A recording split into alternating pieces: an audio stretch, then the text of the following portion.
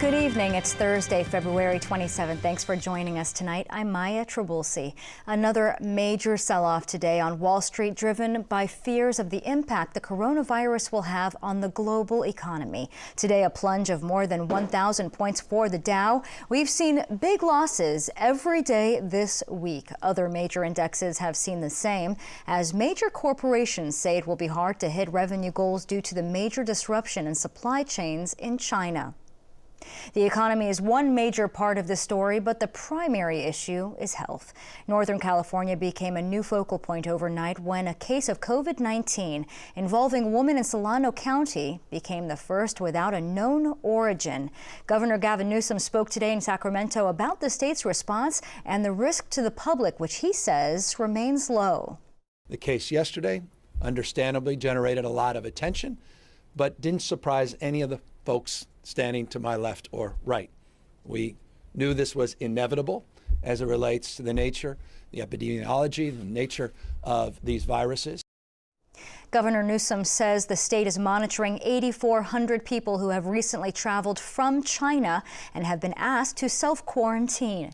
State health officials say they are short on testing kits, but expect those to be provided by the federal government soon. And with health officials saying the coronavirus will likely spread in the United States over the next year, local school districts are now preparing. KPBS reporter Matt Hoffman spoke with the County Office of Education, who is helping coordinate efforts. The County Office of Education is reaching out to school districts, making sure they have a plan should the COVID-19 virus come to San Diego. Poway Unified School District is one of the many sending letters home like this to parents, letting them know that a plan is in the works. Now, the County Office of Ed says districts need a four-part plan of prevention, preparedness, response, and recovery. Prevention is what officials are hammering home right now, with reminders to keep sick kids home from school and tips to prevent spread of the virus, like frequent hand washing. Officials should also be looking at how to ensure the health of students while at the same time having a plan to remove those who may become sick. We're preparing for any kind of eventuality. So the CDC, the World Health Organization, have said that it's possible, maybe likely, that we'll get some cases here. And so we're just planning. Maybe that's a couple of cases, maybe it's a lot of cases. We'll continue to work with public health to see what that looks like. So each school and school district will make decisions, and we, the county office, will be there to help provide guidance. County or state health officials would make that decision to close schools should it come to that. And to be clear, right now, there is no evidence that the virus is spreading in San Diego, and the risk to the community is low. Now, the County Office of Ed says unexpected school closures aren't something new with wildfires in San Diego, and there is a strong mutual aid system with more than 40 school districts here should that have to happen. In the newsroom, Matt Hoffman, KPBS News. And now an update on the national response to coronavirus. We've seen how stocks have reacted. Whitney Wild has more from Washington on how U.S. officials are reacting to the new developments. Global cases of the novel coronavirus reached more than 82,000 Thursday, with a death toll of more than 2,800. Most of the people who have been infected are in mainland China, with another 4,100 cases throughout the rest of the world. Speaking at a budget hearing on Capitol Hill, Health and Human Services Secretary Alex Azar said officials are aggressively working to stop the spread. We are right now in a very active containment mode. Here in the U.S., officials reported 60 cases so far, almost entirely among those who traveled to the U.S. from China. Worrying experts is a case in California, which may be the first example of what's called community spread. In other words, officials don't know how the virus was contracted. We knew this was inevitable. We initiated a series of protocols that we were prepared to advance. Those protocols include deep tracking and tracing. Scientists are working on a vaccine, but a product may not be ready for the general population for more than a year. Secretary Azar sought to calm fears about a deadly pandemic spreading faster than a response. Most individuals who get this coronavirus will have mild to moderate symptoms, will be able to stay home and treat it like the flu or a severe cold. It's really important we correct this impression that it will require this massive hospital isolation for normal patients. In Washington, Whitney Wild, KPBS News. A small outbreak of mumps has affected students at San Diego State University. County health officials say there are 6 cases, and all involve students who live at the same off-campus apartment building on El Cajon Boulevard. The county is working with the school to provide free vaccines today and tomorrow at the building. Those who got sick have been isolated, and the county says it saw 66 cases of mumps in our area last year.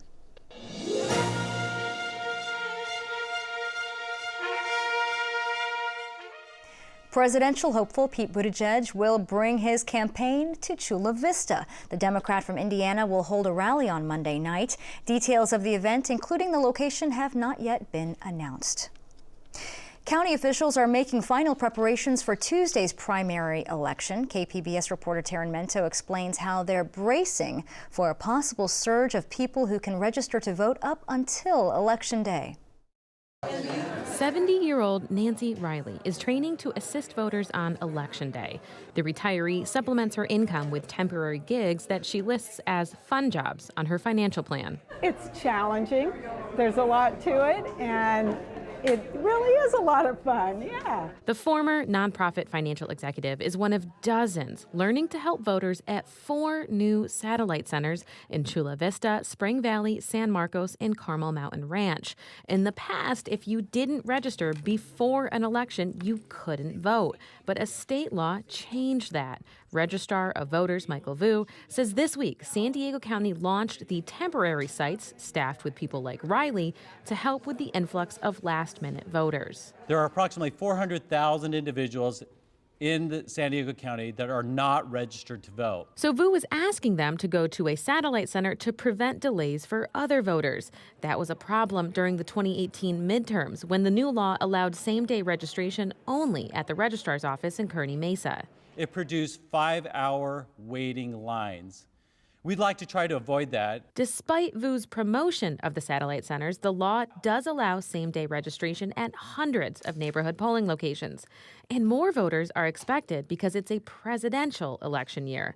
Plus, hundreds of thousands of nonpartisan voters won't see presidential candidates on their ballots because they failed to notify their registrar ahead of time. We're asking those voters to get to a satellite locations while they are open to be able to cast a ballot for a presidential candidate. No.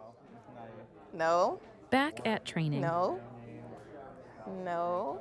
Instructor Shantae Turner is teaching employees the tech they'll use to assist voters. No. Yes. Turner says trainees like Riley are playing out possible scenarios to prepare for any situation that comes their way, especially because the satellite centers will use a touch screen device that lets voters make and then print out their choices. We've had some people who are really great actors and actresses who are combative or frustrated by technology, or, they may say, I liked it the old way. Where can I vote on a paper ballot still instead of using the machine? And so we're preparing for all of those scenarios. Riley says she's more worried about the long hours. Well, we have to be here from 6 a.m. till 11 p.m. Just staying awake is going to be a challenge. But she's faced tougher trials before. Her first fun job since retiring in 2014 was a 6-month stint at an Alaskan fishing lodge. Fishing, rafting, tour guides, it was a blast. This job involves far less wildlife, but she says working with people is part of the fun. The county's 4 satellite centers will be open Saturday through election night on Tuesday. Taryn Mento, KPBS News. And in North County, voters in Del Mar will decide the fate of a mostly undeveloped piece of coastal property. Eric Anderson says Measure G aims to rewrite the city's local plan to permit a housing and new hotel. Measure G asks City of Del Mar voters to approve adoption of the Marisol-specific plan. Developer Robert Green helped write the measure, which could clear the way for a major development on top of the city's north coastal bluff. That project is a 65-room luxury hotel and 27 villas and 4 single-family residences. In addition to that, it's 22 affordable housing units and 10 affordable lodging units mandated by the Coastal Commission. The ballot argument in favor says the development would open up a plot of land that's been closed to the public for a century. The last thing we would ever do is to create something that would be a problem for our community. Green says developers will either build his hotel and housing complex or just over a dozen upscale estates like it is currently zoned. Only the first project includes public access. But Del Mar Deputy Mayor Terry Gasterland isn't convinced the city plan should be rewritten. It's currently zoned for 1 house per acre on 74% of the bluff. She worries about the height of the buildings in the proposed hotel complex and the impact that facility will have on the sandstone bluff. She's recused herself from voting on the issue so she can work against Measure G. This bluff and its future is in our hands, but what we do and how we vote will set the precedent for one of the last coastal bluffs that's natural and beautiful and enjoyed by many, all up and down the San Diego coastline. A yes vote on Measure G changes the city plan to allow for construction of the hotel housing complex. A no vote on G keeps the city plan the same as it is. Eric Anderson, KPBS News. And you can organize your local ballot with the KPBS Voter Guide. You can enter your location and you'll be able to sort through all of your local races and ballot measures.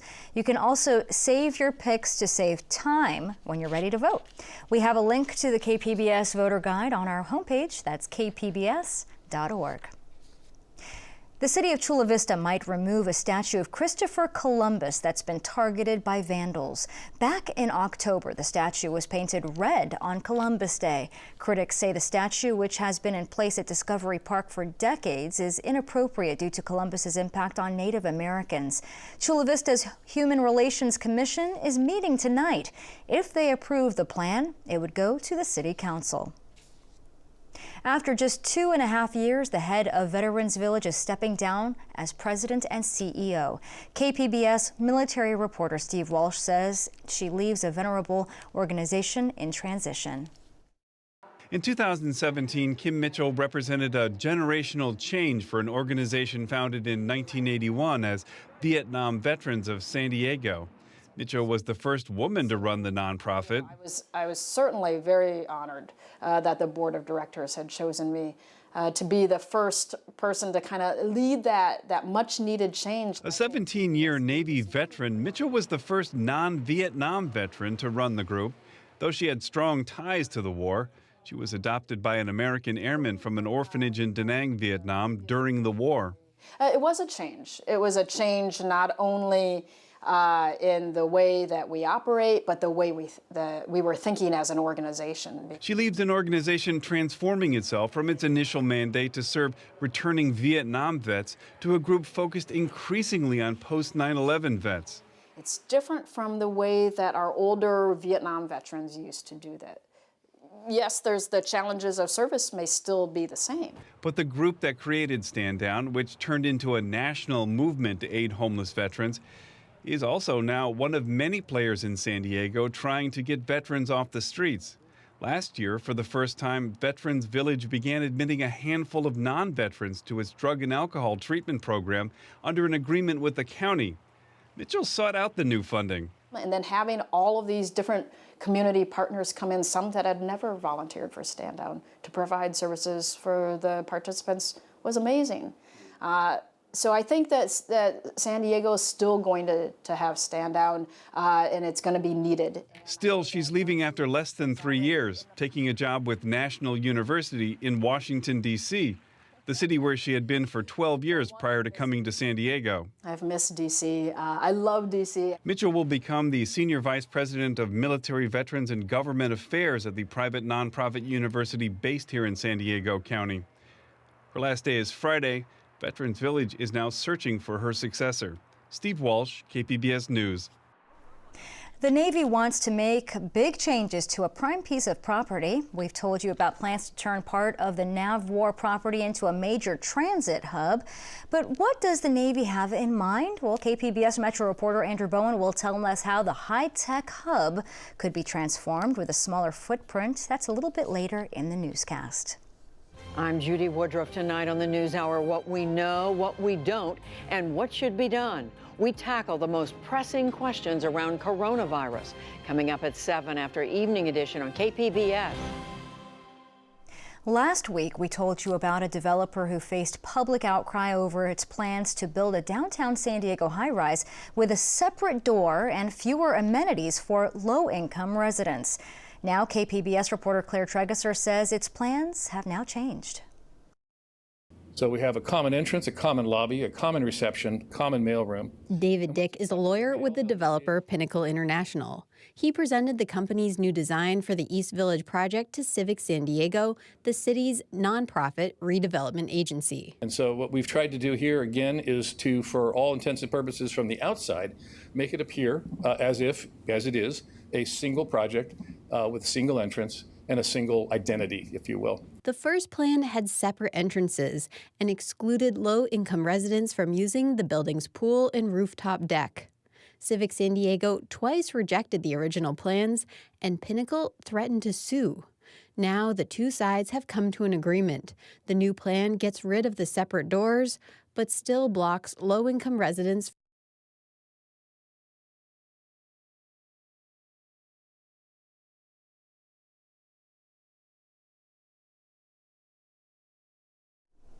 Okay, well, it's been a few months for a victim of a recent wildfire, but the future does look bright.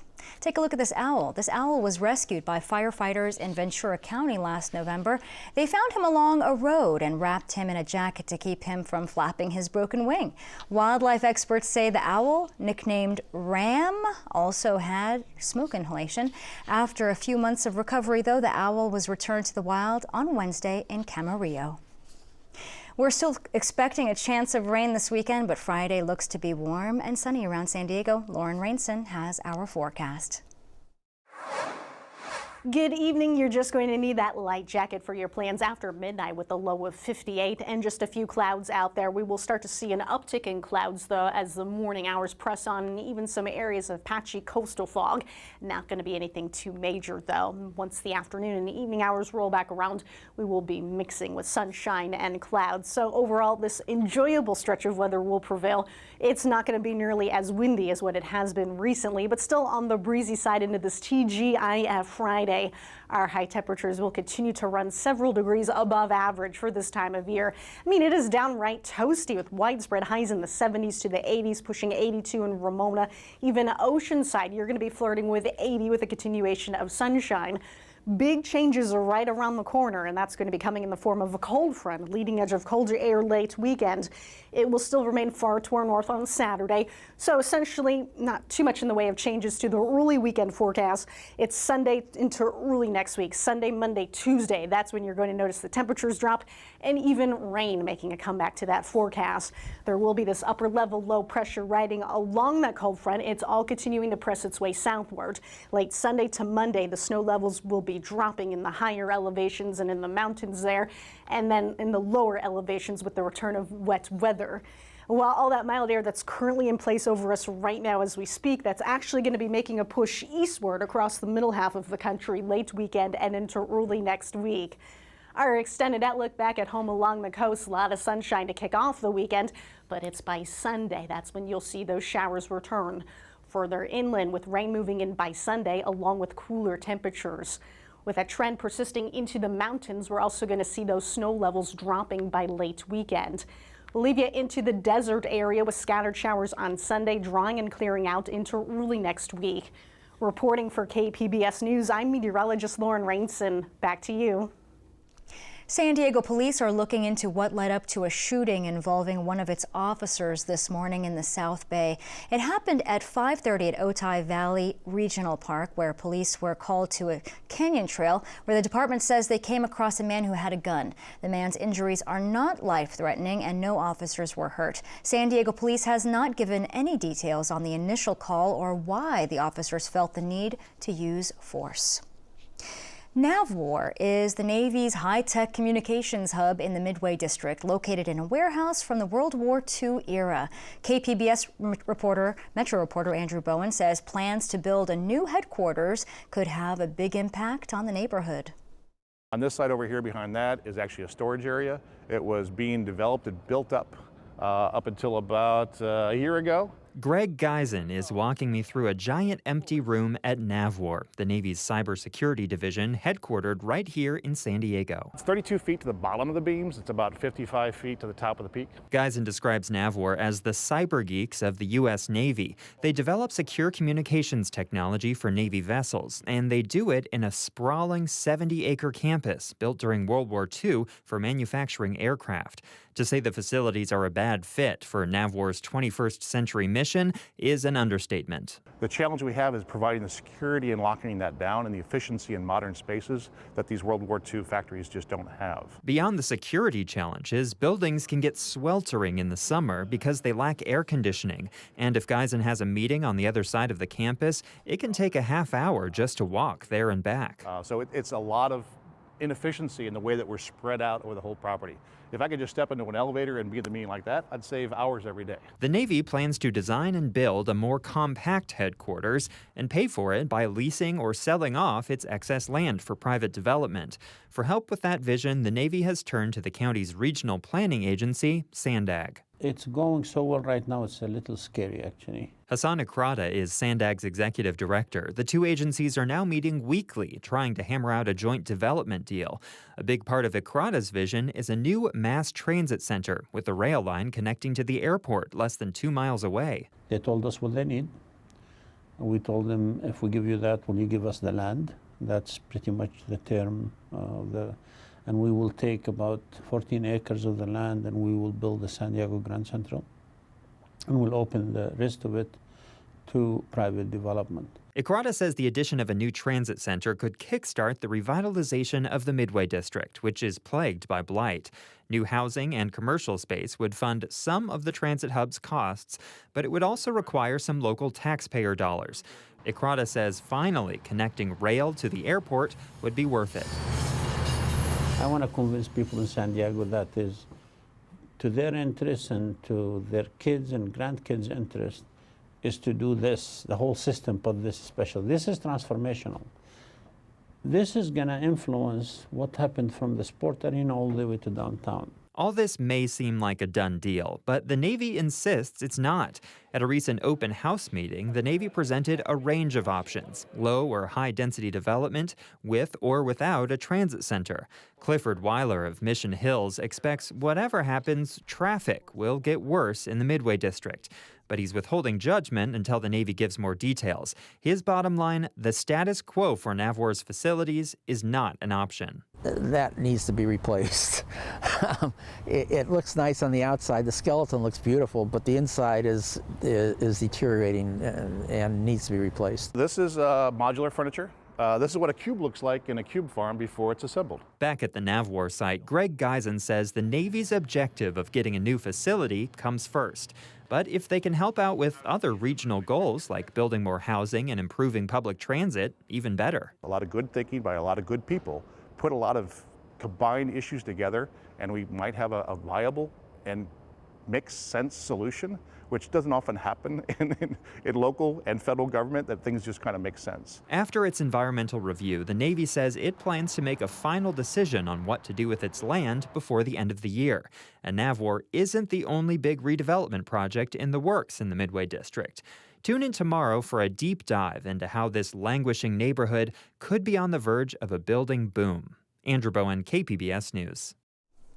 Changes might be coming to a new gig economy law written by San Diego Assemblywoman Lorena Gonzalez. She now says she wants to update the law known as AB 5 by lifting a cap on the number of assignments freelance journalists can take.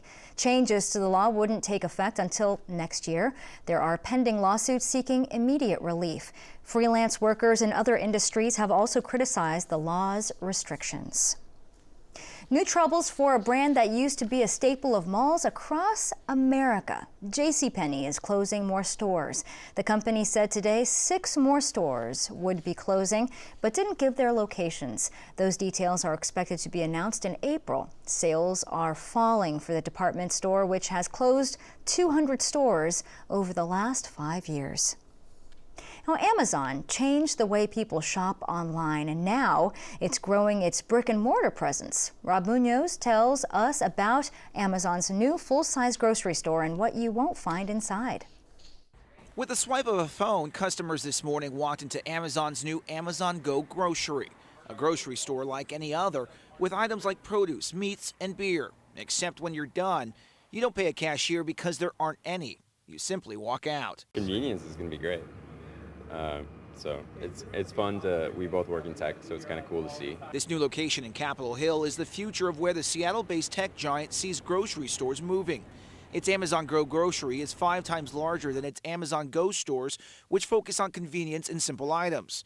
And with the disruptions it's bringing, traditional brick and mortars like Safeway and QFC are put on notice. This Amazon Go grocery store is here in Capitol Hill, where you have more of a residential population. It's a larger store, more focused on groceries to take home, quick and easy meals to make at home, that sort of thing. Amazon says the items are competitively priced and sourced locally.